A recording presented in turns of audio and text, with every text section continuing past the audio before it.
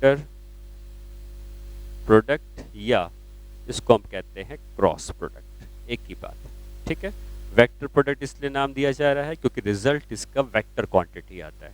उसका नाम scalar product इसलिए दिया जा रहा था क्योंकि उसका रिजल्ट स्केलर क्वांटिटी आ रहा था। इसका रिजल्ट वेक्टर क्वांटिटी है तो वेक्टर प्रोडक्ट।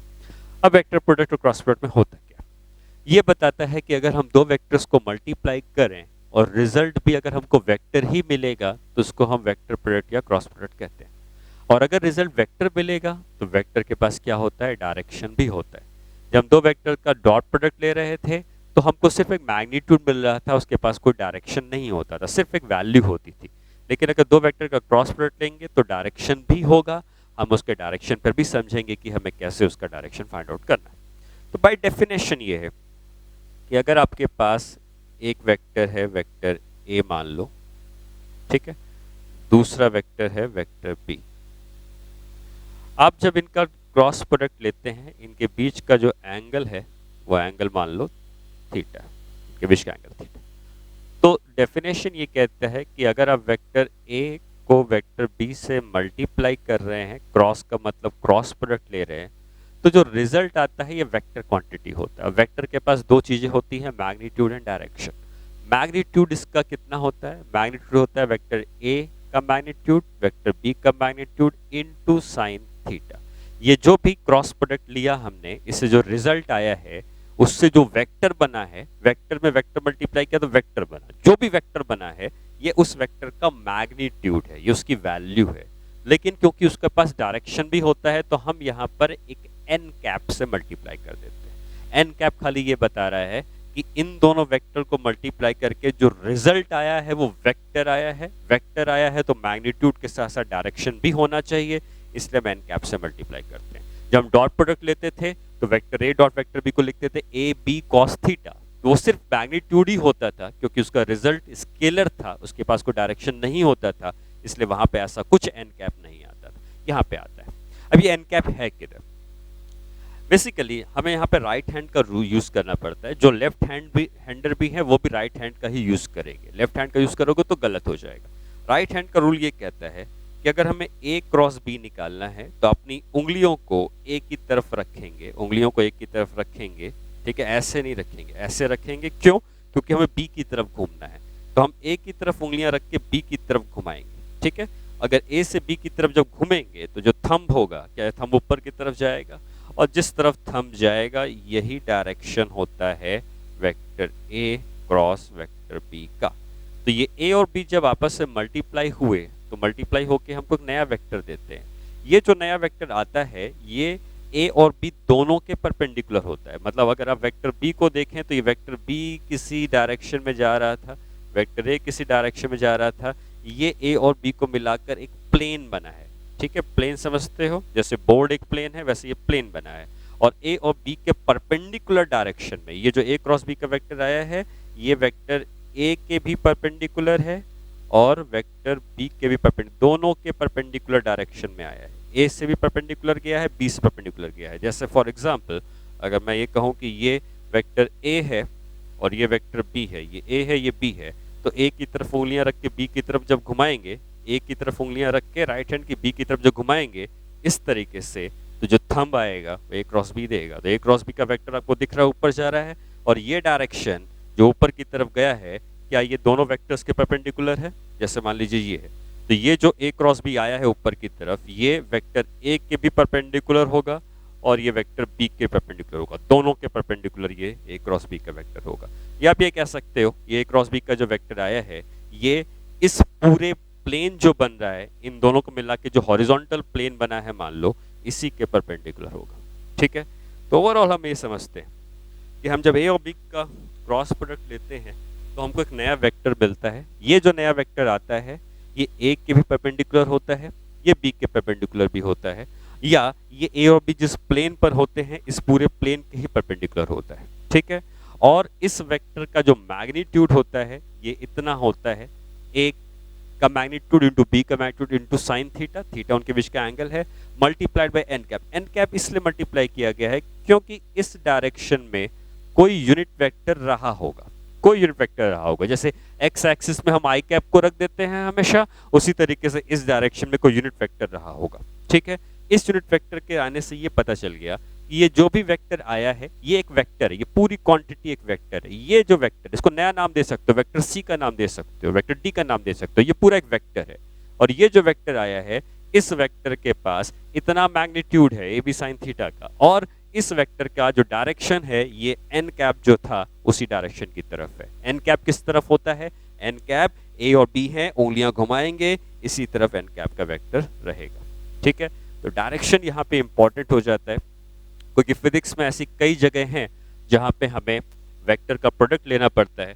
और जब ये वेक्टर का प्रोडक्ट लेते हैं तो हमें इस बात पर ध्यान देना होता है कि उनका वेक्टर के प्रोडक्ट लेके रिजल्ट किस तरफ आ रहा है। ठीक है, तो कहाँ कहाँ पे यूज होता है, हम आगे जाके फिजिक्स में टॉर्क पढ़ते हैं, टॉर्क भी वेक्टर प्रोडक्ट है। एंगुलर मोमेंटम कैलकुलेट करते हैं, वो भी वेक्टर प्रोडक्ट से आता है, यही क्रॉस प्रोडक्ट से आता है। हम जब मैग्नेटिज्म पढ़ते हैं, magnetic force Q V cross B, तो वहाँ पर भी क्रॉस प्रोडक्ट आता है। तो कई जगह हैं जहाँ क्रॉस प्रोडक्ट आता है। जो भी क्रॉस प्रोडक्ट आया है वो रिजल्ट जो है, वो रिजल्ट में दो चीजें इंपॉर्टेंट है। क्या क्या? एक उसका मैग्नीट्यूड, मैग्नीट्यूड निकालना सिंपल है, उनके खाली ए का मैग्नीट्यूड बी का मैग्नीट्यूड साइन थीटा, और डायरेक्शन राइट हैंड रूल से निकालेंगे, राइट हैंड का यूज करेंगे। ए क्रॉस बी है तो उंगलियां ए से बी की तरफ घूमेंगी, बी क्रॉस ए है तो उंगलियां बी से ए की तरफ घूमेंगी। तो अगर ये ए है और ये बी है, अगर ए क्रॉस बी है तो हम ए की तरफ उंगलियां रखेंगे और बी की तरफ घुमाएंगे। ए क्रॉस बी इधर है, वही अगर मैं इससे पूछा था बी क्रॉस ए किधर है, तो ये बी है और ये ए है, तो ऐसे उंगलियां रख के तुम उल्टा नहीं घुमा सकते हो, हमेशा घूमना इसी तरफ से है। तो अगर तुम बी की तरफ उंगलियां रख के ए की तरफ घुमाना चाहोगे तो घूम नहीं रही है, इधर से नहीं घुमा सकते, लंबा रास्ता नहीं, बी से ए की तरफ जाना है, बी क्रॉस ए करना है तो बी से ए की तरफ उंगलियां घुमानी है, तो छोटे रास्ते से घुमानी है, लेकिन उल्टा भी नहीं घूमना चाहिए। तो फिर हम बी को ऐसे रखेंगे, देखो उंगलियां बी की तरफ रखी हुई हैं अभी, अब ये ए है तो बी से ए की तरफ उंगलियां घूमेंगी तो बी क्रॉस ए नीचे आएगा। तो अगर आपने ए क्रॉस बी पता कर लिया किधर है, तो बी क्रॉस से ठीक उसके अपोजिट ही होता है। तो अगर आपको कभी दिक्कत हो रही है बी क्रॉस ए लेने में कि कैसे होगा, ए क्रॉस बी ले लो, ए क्रॉस बी का जो भी डायरेक्शन आएगा उसके ठीक अपोजिट डायरेक्शन में कौन होगा, उसके ठीक अपोजिट डायरेक्शन में नीचे की तरफ होगा बी क्रॉस ए। और ये जो ए क्रॉस बी आएगा इसका मैग्नीट्यूड कितना है? A B sine theta N cap. क्या मुझे बी क्रॉस ए के बारे में बता सकते हो? बी क्रॉस ए की वैल्यू अगर लिखते तो इसके पास दो चीजें होती है, एक होता मैग्नीट्यूड और एक होता डायरेक्शन। कितना मैग्नीट्यूड होता? ए क्रॉस बी का magnitude A B sine theta है, बी क्रॉस ए का magnitude B A sine theta है। क्या कोई अंतर आया? नहीं, क्योंकि अगर ये 3 इंटू 5 इंटू साइन 30 होता तो 5 इंटू 3 इंटू साइन 30 होता, वैल्यू तो सेम रहती, मैग्नीट्यूड सेम रहता, जितनी लेंथ इसकी है उतनी लेंथ इसकी है, बस ए क्रॉस बी ऊपर है तो बी क्रॉस ए नीचे है। और अगर ए क्रॉस बी ऊपर है बी क्रॉस ए नीचे है, तो अगर ये एन कैप है तो उसके उल्टे डायरेक्शन में मान लो कौन सा वेक्टर हम लिख सकते हैं? माइनस एन कैप लिख सकते हैं उल्टे डायरेक्शन में, तो हम यहाँ पे लिख देंगे माइनस एन कैप। ठीक है, सिर्फ ये बताने के लिए कि इसका डायरेक्शन ऊपर है तो उसका डायरेक्शन नीचे। ठीक है, जैसे जैसे हम आगे बढ़ेंगे चीजें और क्लियर होनी चाहिए। तो आप पहले तो ये समझें कि जितना magnitude vector A cross vector B का होता है उतना ही magnitude vector B cross vector A का होता है। दोनों के मैग्नीट्यूड सेम होते हैं, लेकिन दोनों के डायरेक्शंस एक दूसरे के अपोजिट होते हैं। अब दो वेक्टर अगर एक दूसरे के अपोजिट डायरेक्शन में हैं, तो आपको मैं याद दिलाऊं अगर कि हम जब वेक्टर पढ़ते थे तो अगर मैंने कोई भी वेक्टर बनाया है, इसको मैं पलट देता था तो क्या होता था? जैसे अगर मैंने इस वेक्टर का नाम दिया वेक्टर कैपिटल ए, इसको पलट देते थे तो क्या वेक्टर माइनस कैपिटल ए बन जाता था? ठीक है, उसी तरीके से ये वेक्टर ऊपर है तो दूसरा वेक्टर नीचे है। इसका मतलब हम ये कह सकते हैं कि ये वेक्टर हमको मिल जाएगा जब इस वेक्टर को पलट देंगे, और इस वेक्टर को पलट देने का मतलब हम क्या कह सकते हैं? Vector B cross vector A जो होगा ये minus of vector A cross vector B होगा। बी क्रॉस ए का vector minus of A cross B, मतलब ए क्रॉस बी को पलट दोगे तो बी क्रॉस ए का वेक्टर आ जाएगा। ये दो वेक्टर्स जो मिले हैं इनके मैग्नीट्यूड सेम है, लेकिन इनके डायरेक्शंस एक दूसरे के अपोजिट होते हैं। ठीक है, तो क्या क्या इंपॉर्टेंट पॉइंट्स हमने सीखे कि हमें जब भी दो वेक्टर का क्रॉस प्रोडक्ट लेना है तो हमें राइट हैंड का यूज करना है। ए क्रॉस बी करना है तो ए की तरफ उंगलियां रख के बी की तरफ घुमानी है, थंब हमको ए क्रॉस बी दे देगा।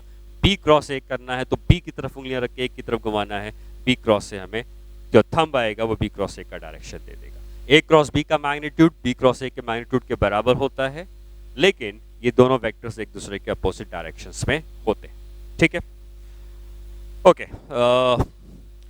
ये भी कह सकते हैं कि ये जो vector A cross vector B आया है, A cross B vector B आया है, ये वेक्टर इज परपेंडिकुलर, किसके परपेंडिकुलर है? Is perpendicular to vector A, ये कह सकते हैं वेक्टर ए के परपेंडिकुलर है, and perpendicular to vector B, क्या वेक्टर बी के परपेंडिकुलर है, and is perpendicular to plane containing vector A and vector B। ठीक है, मतलब अगर ये A है और ये B है, तो जो भी A क्रॉस B आएगा जो ऊपर की तरफ आ रहा है, ये A के परपेंडिकुलर भी है, B के परपेंडिकुलर भी है, और ये जो प्लेन बन रहा है A और B को मिला के, इसके भी परपेंडिकुलर होगा, तीनों के परपेंडिकुलर होगा vector A cross vector B। ठीक है, perpendicular to vector A, perpendicular to vector B, and perpendicular to plane containing vector A and vector B। Okay, तो ये चीज हमें याद रखनी है। वेक्टर के क्रॉस प्रोडक्ट की प्रॉपर्टी कैसे लेना है वो भी मैंने आपको बताया। ठीक है, अब कुछ और चीजें वेक्टर क्रॉस प्रोडक्ट के बारे में सीखते हैं। तो जब हम वेक्टर का क्रॉस प्रोडक्ट ले रहे हैं तो बीच में साइन थीटा आता है, जब हम डॉट प्रोडक्ट लेते हैं तो कॉस थीटा आता है। तो अगर हम वेक्टर ए क्रॉस वेक्टर ए करेंगे तो क्या आएगा? वेक्टर ए क्रॉस वेक्टर ए करेंगे तो कुछ मैग्नीट्यूड होगा, कुछ डायरेक्शन होगा। अभी मैं फिलहाल मैग्नीट्यूड की बात कर रहा हूँ, तो आ जाएगा magnitude of vector A into magnitude of vector A into angle between A and B. A और ए के बीच में एंगल 0 है, साइन 0 डिग्री 0 होता है, तो वेक्टर ए क्रॉस वेक्टर ए 0 होता है। तो जब हम किसी वेक्टर का क्रॉस प्रोडक्ट खुद उस वेक्टर से लेते हैं तो 0 आता है। इसका मतलब अगर आप आई क्रॉस आई कैप करेंगे तो 0 आएगा, जे कैप क्रॉस जे कैप करेंगे तब भी 0 आएगा, और के कैप क्रॉस के कैप करेंगे तो 0 आएगा। तो सिमिलर काइंड ऑफ वेक्टर का क्रॉस प्रोडक्ट 0 होता है। ठीक है, ओके। अब अलग अलग वेक्टर का क्रॉस प्रोडक्ट लेना है, आई क्रॉस जे करना है। जब आई क्रॉस जे करते हैं तो आई होता है एक्स एक्सिस की तरफ, जे होता है वाई एक्सिस की तरफ। तो हम जब फॉर्मूला लगाते हैं ए क्रॉस बी का, तो आता है ए का मैग्नीट्यूड 1 है, पहला मैग्नीट्यूड होता है, बी का मैग्नीट्यूड 1 है, और आई और जे के बीच में कितना एंगल है? आई है एक्स एक्सिस, जे है वाई एक्सिस, एक्स और वाई एक्सिस परपेंडिकुलर होती हैं, कितना मैग्नीट्यूड हो गया? 1 इंटू 1 इंटू साइन 90। ठीक है, ये मैग्नीट्यूड हो गया। और डायरेक्शन कौन देता है? जैसे एन कैप डायरेक्शन देता था, वैसे यहाँ भी कोई ना कोई डायरेक्शन देगा। आई क्रॉस जे मतलब एक्स एक्सिस इधर है, वाई एक्सिस ऊपर है। अगर हम आई क्रॉस जे कर रहे हैं तो एक्स की तरफ उंगलियां रख के वाई की तरफ उंगलियां घुमा रहे हैं। ठीक है, तो ये हमारा थंब जा रहा है। ये थंब जो जा रहा है ये एक्चुअली जेड एक्सिस की तरफ जा रहा है, क्योंकि तीनों एक्सिस एक दूसरे के परपेंडिकुलर होती हैं। तो अगर तीनों एक्सिस एक दूसरे के परपेंडिकुलर हैं, तो अगर हम ये कहते हैं कि ये x है, ये y है, ये z है, और हम x क्रॉस y कर रहे हैं, i क्रॉस j कर रहे हैं, तो इधर आ रहा है, और z एक्सिस की तरफ का यूनिट वेक्टर का क्या नाम होता है? k cap. तो जो n कैप वहां पर हम यूज कर रहे थे वो यहाँ पे कौन दे देगा? उसको दे देगा k कैप। मतलब अगर आप देखें तो ये 1 है, ये 1 है, ये भी 1 है, तो रिजल्ट ये बताता है कि अगर हम i क्रॉस j करेंगे तो हमको क्या मिलेगा? के कैप मिलेगा। ये तो 1 हो जाएगा। उसी तरीके से अगर आप जे क्रॉस के करेंगे तो आई कैप मिलेगा, अगर हम के क्रॉस आई कैप करेंगे तो जे कैप मिलेगा। ठीक है, बस ये ऑर्डर आपको याद रखना है, क्योंकि आई ए क्रॉस बी जब करते हैं और जो बी क्रॉस ए करते हैं तो उल्टा हो जाता है। ए क्रॉस बी का वेक्टर ऊपर है तो बी क्रॉस ए का नीचे है। उसी तरीके से आई क्रॉस जे अगर के कैप है तो जे क्रॉस आई क्या होगा? जे क्रॉस आई हो जाएगा माइनस के। ठीक है, तो आपको ये याद नहीं रखना है, आपको ये याद रखना है और ये समझना है कि अगर ये आई क्रॉस जे है तब तो ठीक है, के मिलेगा, जे क्रॉस के तब भी आई मिलेगा, के क्रॉस आई जे। जिनका क्रॉस प्रोडक्ट लोगे उससे तीसरा वाला मिलेगा। और अगर ये ऑर्डर उल्टा हो गया, जे क्रॉस आई तो माइनस के करना पड़ेगा, के क्रॉस जे माइनस आई, और आई क्रॉस के माइनस जे। तो आप इसको इस तरीके से याद रख सकते हो। आप इधर रख सकते हो आई कैप, ठीक है, आई कैप जे कैप और इधर आता है के कैप। आपको ये ऑर्डर पे ही चलना है, ऑर्डर में ही चलना है, मतलब आई से जे की तरफ ही जाना है, जे से के की तरफ आना है, के से आई की तरफ जाना है। तो आई क्रॉस जे करेंगे तो के मिलेगा, जे क्रॉस के करेंगे तो आई मिलेगा, के क्रॉस आई करेंगे तो जे मिलेगा। अगर उल्टा चलेगा आई क्रॉस के, तो आई और के अभी भी हैं लेकिन उल्टा है, तो आई क्रॉस के माइनस जे मिलेगा, के क्रॉस जे माइनस आई, जे क्रॉस आई माइनस के। ये ऑर्डर अगर आप याद रखते हैं तो ये चीजें आपको समझ में आ जाएंगी कि किसके क्रॉस प्रोडक्ट से क्या रिजल्ट मिलता है, ठीक है। तो ये हो जाएगा वेक्टर के, हम जब वेक्टर को क्रॉस मल्टीप्लाई करते हैं या उनका क्रॉस प्रोडक्ट लेते हैं तो ये उनका रिजल्ट होता है, ठीक है।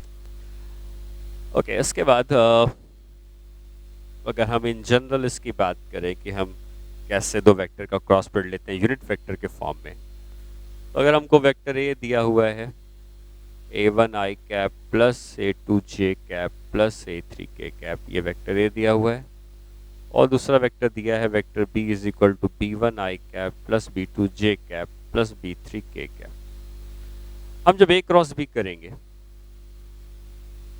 तो हम उसी तरीके से क्रॉस मल्टीप्लाई करके इसको खोल सकते हैं, ठीक है। खोलेंगे तो एक लंबा सा टर्म आएगा। उसका एक शॉर्टकट तरीका ये होता है कि हम इसको डिटरमिनेंट से सॉल्व करते हैं, ठीक है। अब डिटरमिनेंट से हम कैसे, डिटरमिनेंट मैथ्स का टॉपिक है, बट क्योंकि हमें फिजिक्स में सिर्फ इतनी ज़रूरत है कि रिजल्ट क्या आता है, तो रिजल्ट क्या आता है ये निकालने के लिए मैं एक डिटरमिनेंट को बताता हूँ कैसे एक्सपैंड करेंगे। पहले आप डिटरमिनेंट के फॉर्म में लिखें, आई कैप जे कैप के कैप हमने लिख दिया।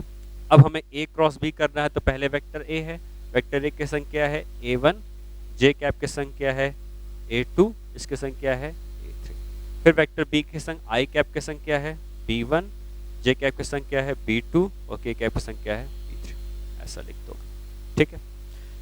नेक्स्ट स्टेप ये है कि हमें यहाँ पे लिखना है प्लस, फिर ये माइनस, फिर ये प्लस, प्लस माइनस प्लस। अब जब हम इसको एक्सपैंड करेंगे तो हमारे पास तीन अलग अलग टर्म्स आएंगे। जो तीन टर्म्स आएंगे इसमें पहले के संग एक ब्रैकेट होगा और आई कैप लिखा होगा, ठीक है।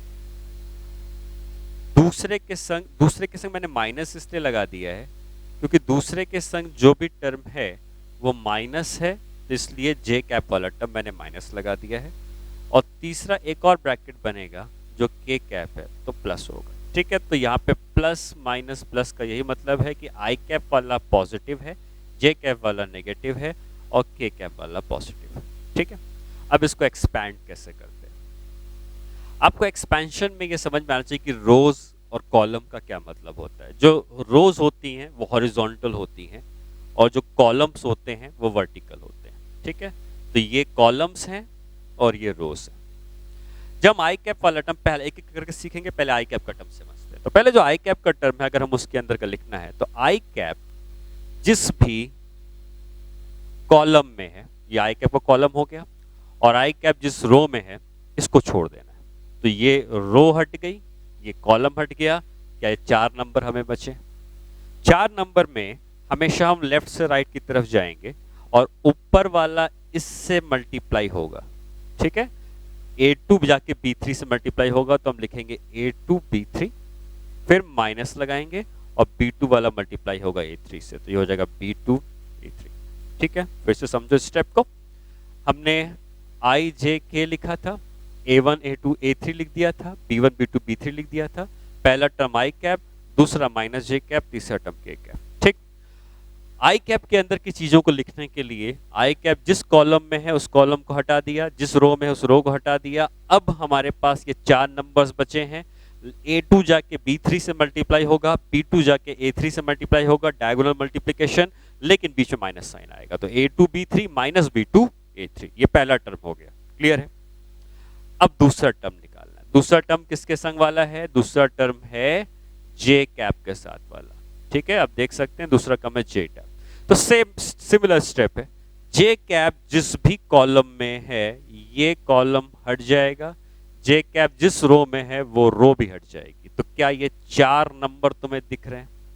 अब इन 4 नंबर में A1 जाके किससे मल्टीप्लाई होगा? A1 जाके मल्टीप्लाई होगा B3 से, ठीक है। और B1 जाके किससे मल्टीप्लाई होगा? B1 मल्टीप्लाई होगा A3 से। तो A1 B3 minus B1 A3, ये J कैप हो गया। उसी तरीके से जब K कैप के लिए करना है तो अब K कैप वाले के संग जो कॉलम और रोज हैं इनको छुपाया जाएगा। ये K कैप है। क्या ये K कैप का कॉलम हो गया? ये K कैप का कॉलम हो गया और ये K कैप की रो हो गई। ये दोनों हट गए। क्या क्या बचेंगे? ये 4 नंबर बचेंगे, A1 A2 B1 B2। कौन कौन मल्टीप्लाई होगा? A1 जाके मल्टीप्लाई होगा B2 से माइनस B1 जाके मल्टीप्लाई होगा A2 से। ये इनका क्रॉस प्रोडक्ट, ठीक है। तो हम ये पूरा फॉर्मूला याद करने नहीं बैठेंगे क्योंकि ये फॉर्मूला याद करना थोड़ा सा मुश्किल हो सकता है। डिटर्मिनेंट से इसको हम डायरेक्टली ओपन करके रिजल्ट को आसानी से लिख सकते हैं, ठीक है। एग्जाम्पल कर लेते हैं। जैसे मान लो हमको क्वेश्चन दिया है कि वेक्टर A है 2i cap minus 3j cap plus k cap, और वेक्टर B जो है ये minus i cap plus 2j cap plus k cap, मान लो ऐसा दिया और हमसे पूछता है कि find vector A cross vector B, ठीक है, ऐसा कुछ दिया। तो vector A cross vector B बनाना है तो क्या तरीका है? हम डिटर्मिनेंट का फॉर्म करेंगे, ठीक है। पहले क्या लिखेंगे? ऊपर i cap j cap k cap, ये 3 लिख दिया हमने, i cap j cap k cap. अब क्या लिखेंगे नेक्स्ट? क्योंकि पहले vector A cross vector B है तो वेक्टर A के संग आई हुई चीजें लिखेंगे। वेक्टर A के संग कौन कौन सी चीजें आई हैं? वेक्टर A के संग आया है ऊपर 2 माइनस 3 और 1, तो यहाँ लिखेंगे 2 माइनस 3 1। और वेक्टर B के संग क्या क्या आया है? माइनस 1 2 3, ठीक। अब इसको एक्सपैंड करना है। पहला i कैप आएगा, दूसरा माइनस j कैप आएगा, तीसरा प्लस k कैप आएगा। ये 3 टर्म आने, ठीक है। अब कैसे मल्टीप्लाई करना है? जब हम i कैप का टर्म ले रहे हैं तो ये कॉलम हट गई, ये रो हट गया। क्या ये 4 नंबर तुम्हें दिख रहा है? इन 4 नंबर में माइनस 3 जाके 3 से मल्टीप्लाई होगा पहले, तो हम लिख सकते हैं माइनस 3 इंटू 3, माइनस 3 इंटू 3, फिर माइनस का साइन, फिर 2 इंटू 1। समझ में आया? आई कैप का कॉलम हट गया था, वो रो हट गई थी, माइनस 3 जाके 3 से मल्टीप्लाई हुआ, माइनस का साइन, फिर 2 और 1 मल्टीप्लाई। फिर दूसरा टर्म माइनस जे कैप, ये वाला हट गया, ये हट गया, तो ये बचा है 4 नंबर 2 1 माइनस 1 3। 2 जाके किससे मल्टीप्लाई होगा? 2 जाके मल्टीप्लाई होगा 3 से, और माइनस का साइन, फिर माइनस 1 जाके मल्टीप्लाई होगा माइनस 1 इंटू क्या आ जाएगा? 1, ठीक है। इस तरीके से लिख सकते हैं माइनस 1 इंटू 1, माइनस 1 इंटू 1। फिर तीसरा टर्म आएगा के कैप, ये कॉलम हट गई, ये रो हट गया, 2 जाके मल्टीप्लाई होगा 2 से, माइनस माइनस 1 जाके मल्टीप्लाई होगा माइनस 3 से। और अब इसको आप खोल सकते हैं आसानी से, और जब इसको आसानी से हम इसको ओपन करते हैं तो क्या मिलता है? ये माइनस 9 है, ये माइनस 2 है, तो माइनस 11 हो गया, माइनस 11 आई कैप। ये 6 है, ये माइनस माइनस के संग मिलके प्लस हो जाएगा, तो 6 प्लस 1 7, लेकिन यहाँ माइनस लगा हुआ है तो माइनस 7 जे कैप हो जाएगा।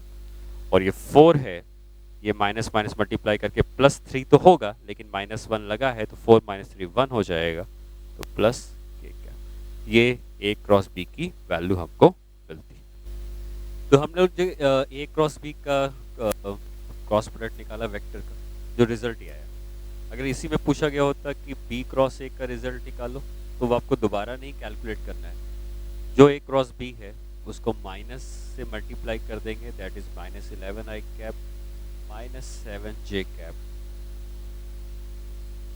प्लस के कैप, मतलब माइनस अंदर चला जाएगा तो 11 जे कैप प्लस 7 जे कैप माइनस के कैप। ये जो रिजल्ट आएगा इसको हम B क्रॉस A कर सकते हैं, ठीक है। अच्छा, हमने ये सीखा है कि A क्रॉस B का जो वेक्टर आता है ये वेक्टर A के भी परपेंडिकुलर होता है, वेक्टर B के परपेंडिकुलर भी होता है, और A और B का जो प्लेन होता है उसके भी परपेंडिकुलर होता है।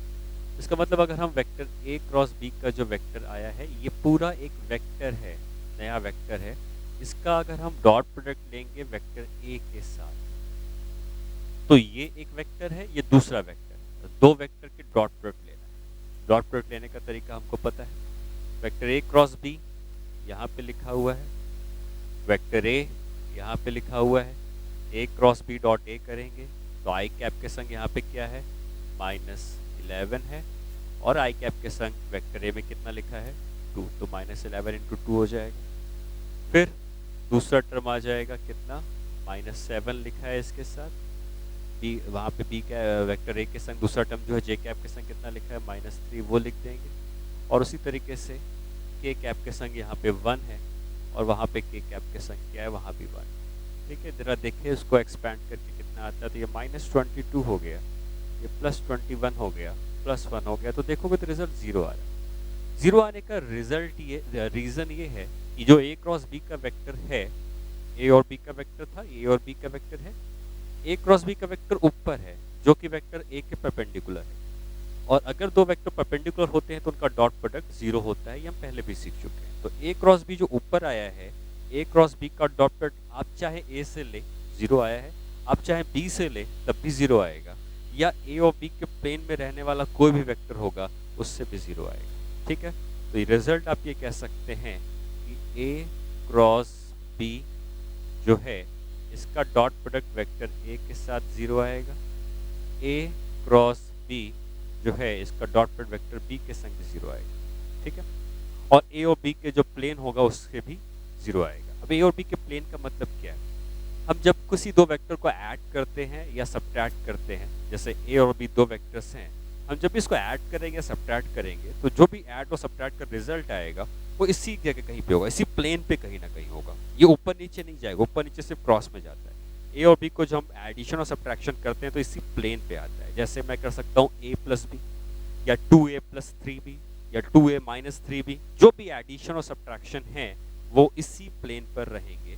कहने का मतलब ये है कि अगर हम a क्रॉस b का डॉट प्रोडक्ट लेते हैं इसके संग n times of vector a plus minus m times of vector b, 0 आएगा, क्योंकि ये जो n और m है ये कोई नंबर्स हैं, ठीक है, या इंटीजर्स हैं, या सिर्फ नंबर्स आप कह सकते हैं, ये नंबर्स हैं। और अगर ये नंबर्स हैं, कोई भी रियल नंबर हो सकता है, तो ये एडिशन सब्ट्रैक्शन करने के बाद जो भी चीज़ें आएंगी वो ए और बी के ही प्लेन पे रहेंगी। ये जो वेक्टर बना है ये ए और बी के प्लेन में ही बना है, और उस प्लेन के वेक्टर का क्रॉस प्रोडक्ट अगर हम ए क्रॉस बी से डॉट प्रोडक्ट हम ए क्रॉस बी से लेंगे तो ये अभी भी इसके परपेंडिकुलर है, इसलिए इसका जो रिजल्ट होगा वो 0 ही आएगा। ठीक है, तो इस बात को आप ध्यान रखेंगे कि डॉट प्रोडक्ट ए से 0 है, बी से 0 है, और इससे भी 0 आता है। ठीक है, ओके, नेक्स्ट पार्ट में आते हैं।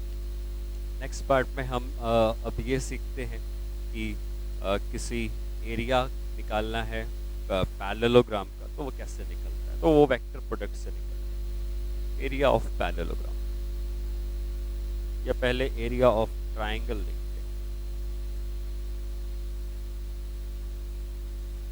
ट्रिग्नोमेट्री में हम ये सीखते हैं कि अगर हमारे पास एक ट्राइंगल है जिसमें ये दो साइड ए और बी है और ये एंगल थीटा है, तो जो उसका एरिया होता है ट्राइंगल का, इसको हम लिख सकते हैं half A B sine theta. ठीक है, जिसका एरिया का फॉर्मूला होता है। अच्छा, अब ए बी साइन थीटा क्या है? ए बी साइन थीटा में अगर ये वेक्टर ए होता, ये वेक्टर बी होता, तो क्या ए और बी के बीच में एंगल थीटा हो गया? तो हम इसी को लिख सकते हैं half times of magnitude of vector A cross vector B. तो अगर आपको किसी ट्राइंगल का एरिया निकालना है और उस ट्राइंगल की एक साइड वेक्टर ए है, दूसरी साइड वेक्टर बी है, तो आप सीधे सीधे ए क्रॉस बी लीजिए, उसका मैग्नीट्यूड निकालिए, हाफ से मल्टीप्लाई कर दीजिए, ट्राइंगल का एरिया आ जाए।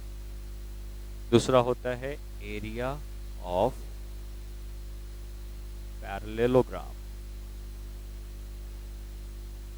पैरेललोग्राम में क्या हुआ कि ये वेक्टर b है, ये वेक्टर a है, हमने इस तरीके से एक पैरेललोग्राम बनाया।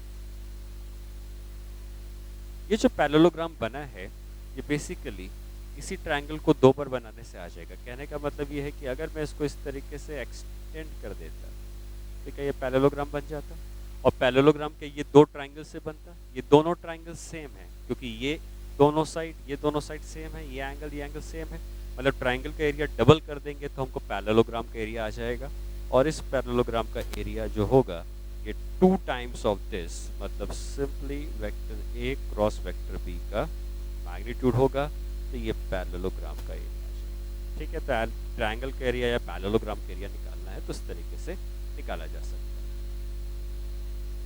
ठीक है, नेक्स्ट कुछ क्वेश्चंस ऐसे आते हैं कि हमने जो वेक्टर के ऑपरेशंस सीखे हैं कि वेक्टर को ऐड कर सकते हैं, वेक्टर को सब्ट्रैक्ट कर सकते हैं। जब वेक्टर को ऐड करते हैं तो similar kind of vector add होते हैं। ठीक है, फोर्स में फोर्स का वेक्टर ऐड होता है, सब्ट्रैक्ट करते हैं तभी similar kind of vector he subtract होते हैं। जब हम वेक्टर का क्रॉस प्रोडक्ट या डॉट प्रोडक्ट लेते हैं तो दो वेक्टर आपस में मल्टीप्लाई होते हैं। तो क्वेश्चन मान लो कुछ इस तरीके का है कि which of the following operations are meaningless। इनमें से कौन से ऑपरेशन ऐसे हैं जो मीनिंगलेस हैं, मतलब वो करना पॉसिबल ही नहीं है। जैसे एक ऑपरेशन ये हो सकता है कि फोर्स में हम डिस्प्लेसमेंट जोड़ दें, तो ये ऑपरेशन मीनिंगलेस है क्योंकि फोर्स में हम फोर्स को ही जोड़ सकते हैं। ठीक है, तो पहला ऑप्शन है कि हमने फोर्स में जोड़ दिया वेलोसिटी, ये है फोर्स और ये है वेलोसिटी, तो ये ऑपरेशन मीनिंगलेस है। क्यों? क्योंकि सिमिलर काइंड ऑफ वेक्टर को ही जोड़ा या घटाया जा सकता है। ठीक है, दूसरा है, मान लो मैंने लिखा vector A dot magnitude of vector B. ये ऑपरेशन भी मीनिंगलेस है क्योंकि जब भी दो वेक्टर मल्टीप्लाई होते हैं, चाहे क्रॉस प्रोडक्ट या डॉट प्रोडक्ट, वो वेक्टर होने चाहिए। ये तो वेक्टर है लेकिन ये कैसा है? स्केलर है। वेक्टर और स्केलर का डॉट प्रोडक्ट होना पॉसिबल नहीं है, मीनिंगलेस, क्योंकि वेक्टर का जो प्रोडक्ट होता है वो वेक्टर और वेक्टर का ही हो सकता है, वेक्टर स्केलर का नहीं हो सकता। मान लो तीसरा ऑपरेशन है vector A cross vector B dot vector C. ये एक वेक्टर है, ठीक, ये एक वेक्टर है, और b डॉट सी जब हम लेंगे तो क्या वो स्केलर आएगा? क्योंकि ऑब्वियसली हम दो वेक्टर का जब हम डॉट प्रोडक्ट ले रहे हैं तो स्केलर है। अगेन क्रॉस प्रोडक्ट भी दो वेक्टर का ही हो सकता है, दो स्केलर का नहीं हो सकता, या एक स्केलर भी नहीं हो सकता, दोनों वेक्टर होने चाहिए। ये ऑपरेशन भी कैसा है? मीनिंगलेस है। ठीक है, चौथा ऑपरेशन कुछ इस तरीके से है कि vector A divided by vector,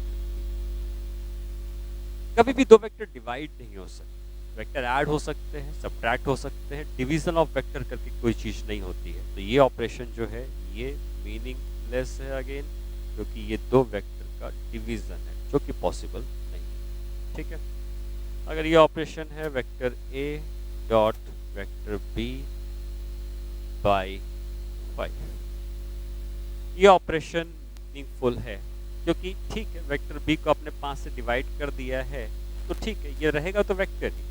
ठीक है, जैसे कोई वेक्टर है 10 आई कैप, उसको आप 5 से डिवाइड कर देंगे तो 2 आई कैप वेक्टर ही रहेगा, तो ये वेक्टर है, ये भी वेक्टर है, ये ऑपरेशन मीनिंगफुल है।